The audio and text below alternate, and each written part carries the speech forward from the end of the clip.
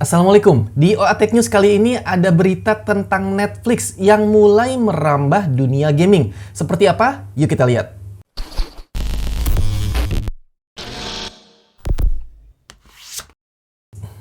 Netflix terkenal sebagai layanan video streaming papan atas, mulai dari film box office, film jadul, terus banyak juga serial, sampai film dan serial produksi mereka sendiri, itu banyak mendulang kesuksesan. Yang bikin Netflix tetap disukai walaupun secara harga jika dibanding dengan pesaingnya tuh mereka jauh lebih mahal adalah soal kualitas.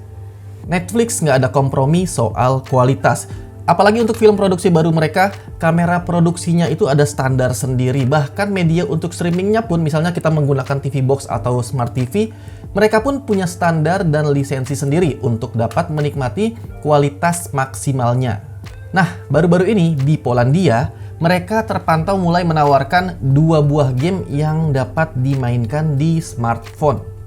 Game tersebut berjudul Stranger Things 1984 dan Stranger Things 3. Kedua game ini adalah game dari adaptasi serial sukses yang juga Netflix eksklusif produksi sendiri, dan tadinya kedua game ini dapat diinstal dari Play Store dan App Store, namun sekarang kami cek keduanya sudah nggak ada, hilang.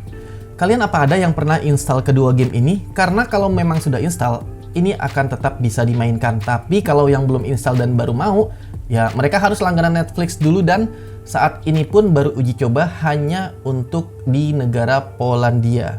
Yang menarik ditunggu adalah karena ini baru uji coba, dan kita tahu nih seberapa besar dan powerfulnya Netflix di dunia video streaming. Apakah uji coba Netflix gaming ini akan berlanjut ke arah yang mereka akan masuk ke penyediaan game streaming seperti layaknya Google Stadia, atau contohnya di Indonesia itu ada GameQ yang kemarin kita udah sempat bahas juga, atau hanya sebagai pelengkap untuk judul-judul populer mereka seperti si Stranger Things ini ke depannya. Kalau bahas soal gamenya yang sudah ada saat ini, kedua title Stranger Things games ini adalah game dengan tampilan model pixelated gitu, namun memang tampak seru kalau untuk smartphone ya, walaupun awalnya salah satu game ini ada yang di PC dan ada di konsol juga. Yang menarik dari pernyataan resmi Netflix pertama adalah bahwa ini hanya langkah awal mereka, jadi kita expect ada kejutan. Dan yang kedua, mereka menjanjikan di dalam gamenya tidak akan ada iklan dan microtransaction alias anti-pay to win. Jadi tidak ada gacha di antara kita. Nice! Gimana menurut kalian nih soal Netflix gaming, dan apa kira-kira yang akan mereka lakukan ke depannya?